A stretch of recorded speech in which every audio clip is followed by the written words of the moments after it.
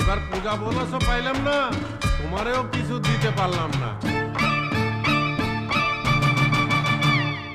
চাই না আমার রেশমি চুড়ি, চাই না